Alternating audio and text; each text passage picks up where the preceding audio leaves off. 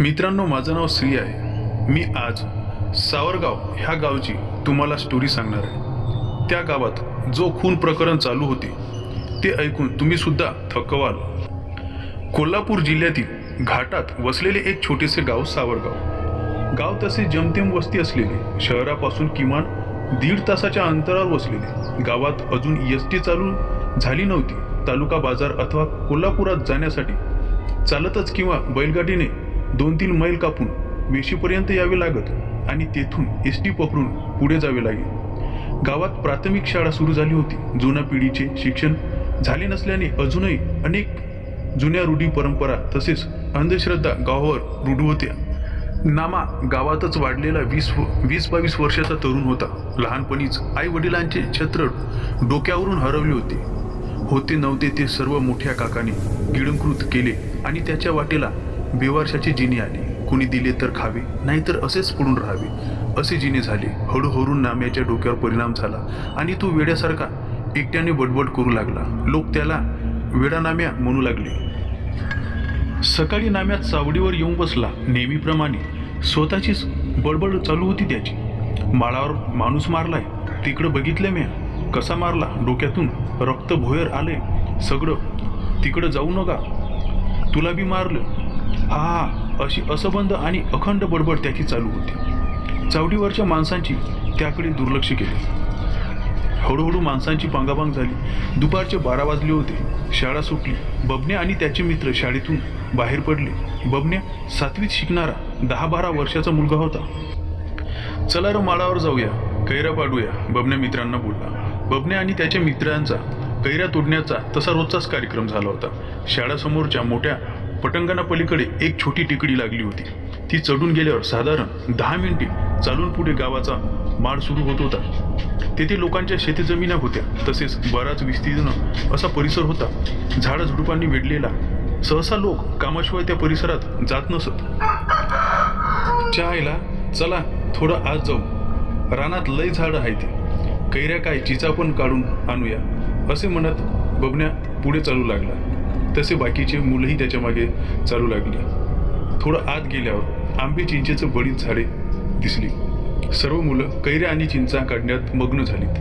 बबन्याची नजर थोड्या दूर असलेल्या एका चिंचेच्या झाडावर पडली. तो पुढे गेला. त्या झाडापाशी आला. दगड उचलण्यासाठी तो खाली वाकला आणि समोर त्याची नजर गेली. समोरील दृश्य पाहून त्याची बोबडी सोडली. तो किंचाळला. बबन्याचा आवाज ऐकून त्याचे मित्र त्याच्याकडे धावत आले आणि ते दृश्य पाहून सर्वांच्या छातीत धडकी भरली. समोर एका माणसाचा मृतदेह पडला होता. डोक्यात दगड घालून त्याची हत्या केली गेली होती. धावत पडत सर्वजण तिथून बाहेर पडले. माळा जवळच्या जंगलात पोलीस जमले होते. मृतदेह ताब्यात घेण्यात आला. मृतदेहाची बरीच छिन्नविछिन्न अवस्था झाली होती. मृतदेहाची मरणोत्तर तपासाची अंतर्गत एक वेगळीच बातमी समोर आली होती. ती म्हणजे त्या इसमाचा खून करून त्याच्या शरीरातील महत्त्वाचे अवयव काढून घेण्यात आले होते. जागेचा पंचनामा झाला. पोलिसांनी त्यांची सूत्रे जोरात हलवली. चौकशी दरम्यान त्या मृतदेहाची ओळख पडली. तो इसम सावर गावातीलच होता. त्याचे नाव रघुनाथ शेवाळे असे होते. त्याच्या घरी चौकशी करण्यात आली. चौकशी दरम्यान असे समोर आले की रघुनाथ 2 दिवसांपूर्वी घरून तालुक्याला जाण्यासाठी निघाला होता. तालुक्यात इमारत बांधणीच्या एका कामासाठी तो 4-5 दिवस बाहेरच राहणार होता. पण अचानक त्याच्या घरी त्याच्या मृत्यूची बातमी आली आणि घरी आक्रोश सुरू झाला. पोलिसांची चौकशी बरेच दिवस चालू होती. जंग पछाडूनही हवी तशी माहिती पुरावे पोलिसांना मिळत नव्हते. इतका भयंकर प्रकार गावात पहिल्यांदाच घडला होता. गावात भीतीचे वातावरण पसरलेले होते. बरेच दिवस निघून गेले. 1.5 महिन्यानंतर त्या दिवशी अमावस्या होती. शिवराज घरातून निघाला होता. त्याला कामानिमित्त तालुक्याला जायचे होते. तसेच काही दिवसांसाठी तो बाहेरच राहणार होता. रात्रीचे 8 वाजून गेले होते. शिवराज पायी चालत निघाला होता. शाळेसमोरील पटांगण ओलांडून तो एका पायवाटेवरून चालत निघाला.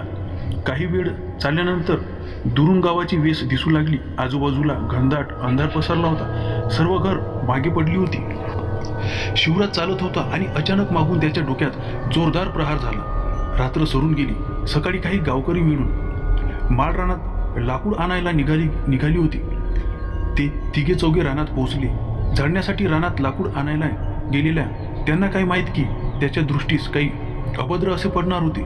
रानातल्या त्याच चिंचेच्या झाडाखाली शिवराजचा मृतदेह पडला होता. छिन्न विछिन्न अवस्थेत बाजूला एक मोठा दगड सुद्धा पडला होता.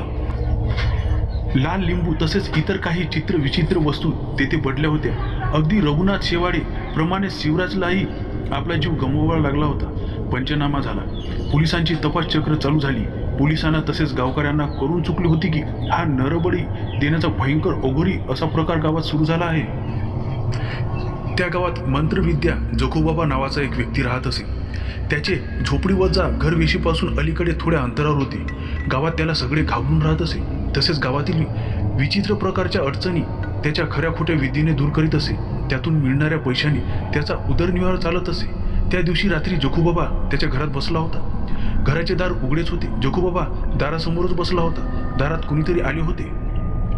त्याने हाताने खून करत आत येण्यास सांगितले. तसे ते जोडपे आत येऊन जखूबाबा समोर येऊन बसले. जखूबाबाचे मंत्रोच्चार सुरूच होते. काही वेळ गेल्यानंतर 2 बळी पाडली आहेत, आणखी 2 बळींची गरज पडणार आहे, जखूबाबा बोलत होता. जखूबा, लई जोखीम आहे त्यात, आणि आता पोलीस गस्तीवर असतात. गावकरी सावध झाल्यात. तू सांगितल्याप्रमाणे 2 बळी दिल्यात. कधी गावणार गुप्तधन? समोरील व्यक्ती म्हणाला. जास्त शानपण करू नकोस, जखूबाबा ओरडला. मी सांगतोय त्याप्रमाणे करा. अरे त्यात तुमचाच फायदा आहे, आणि नाही केला तर काय होईल हे तुम्हाला चांगलंच माहीत आहे. एकदा सुरू केला तर त्याला अर्ध्यात सोडता येणार नाही. हा जखूबाबा तीरासारखा बोलत होता. झोपडीत चाललेल्या त्या अघोरी चर्चेत भंग पडला. तो बाहेरी कसलासा आवाज खिडकीतून आला होता. सर्वांनी तिकडे पाहिले. एक लहान मुलगा तिथे उभा राहून सर्व ऐकत होता, आणि तो दुसरा कोण बबन्या होता. तो आपण पाहिले गेलोय हे करताच बबन्या तिथून पळत सुटला. ते जोडपे लगबगीने उठून जखूबाबाच्या झोपडीतून निघून गेले. बबन्या घरी येऊन घाबरून बसला होता. बबन्याचा बाप त्याच्यासमोर बसला होता. अरे बबन्या, हे समज आपल्या भल्यासाठीच करतोय, मी आणि तुझी आई. म्हणजे बा, गावातील 2 खून तू आणि आईनं केल्यात, बबन्या म्हणाला. अरे खून नाही, खून नको म्हणू, बळी आहे तो. त्याग असते तो, एक निवेद असते तो देवासाठी केलेला. तू अजून लहान आहेस, पर तुला सांगून ठेवतो, गुप गमान राहायचं, असा त्याला बबन्याचा बाप समजून सांगत होता. कुणाला बी यातलं कळतं कामं नाही, समजलं? अरे हे काम केल्यावर लई भरभराट होईल आपली. तुला रोज नवीन कापडं घालायला मिळतील, खायला चांगलं चुंगलं मिळतील, काय नाही ते सारं मिळते. आणि बबन्याचा बाप विकट हसत बोलत होता. आणि तुझ्या मनातली पोरगी बी तुला मिळेल. हा. बबन्या थोडा सावरला होता. बापाने दाखवलेला अमिषांना तो बळी पडला होता. याबद्दल त्याने कोणाकडे चर्चा केली नाही. काही दिवस असेच निघून गेले. बबन्याच्या घरी आता 3ऱ्या बळीबद्दल चर्चा सुरू झाली होती. बबन्याला सर्व प्रकार माहीत पडल्यापासून त्याच्या समोर सर्व चर्चा होत असे. ठरल्याप्रमाणे 3ऱ्या बळीची सर्व तयारी झाली होती. यावेळेस पाळी होती हनुमंताची. हनुमंत गावातलाच तिशीतले एक तरुण होता. त्याला तालुक्याचे काम मिळाले होते. लगबगीने तो घरातून निघाला. इकडे बबन्याच्या बापाने सर्व प्रकारची खबरदारी घेतली होती, तसेच तयारीही केली होती. घरातून निघालेला हनुमंत वेशीपर्यंत पोचलाच नाही. खरे काम साध्य झाले ते बबन्याच्या बापाचे. गावात 3रा बळी गेला होता. हनुमंताच्या घरात आक्रोश सुरू झाला होता. बबनाच्या घरी आनंद साजरा झाला. पोलीसही पुरते गोंधळून गेले होते.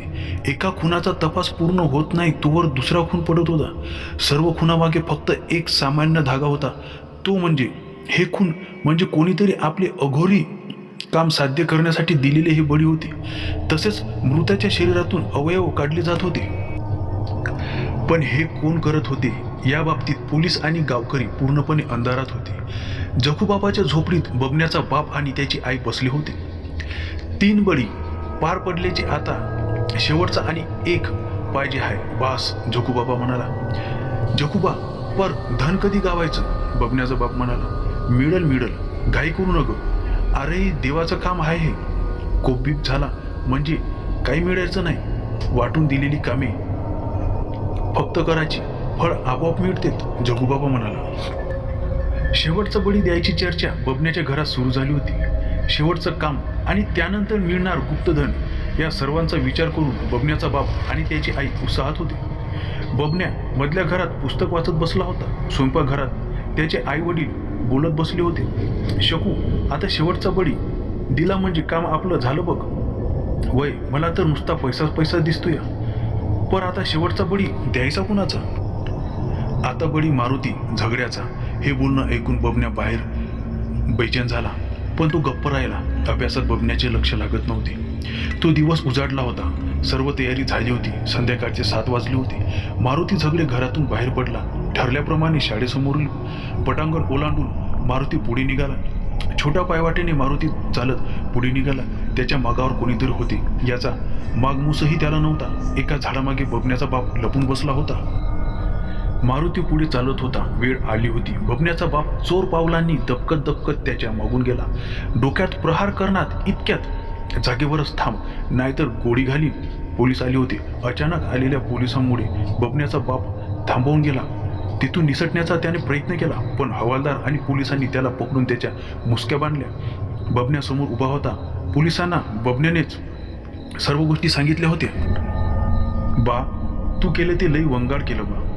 तेव्हा तुझं आणि आईचं बोलणं ऐकलं. पुढचा बळी मारुती काकाचा. हे ऐकून जीव राहिला नाही. मारुती काकाचा बळी तू दिला असता तर माझा मित्राचा किशाचं काय झालं असतं? त्याच्या आईनं तर रडून जीव दिला असता. रात्रभर या विचारानं झोप लागली नाही मला, पण मनाशी पक्क ठेवलं मारुती काकाला मारू द्यायचं नाही.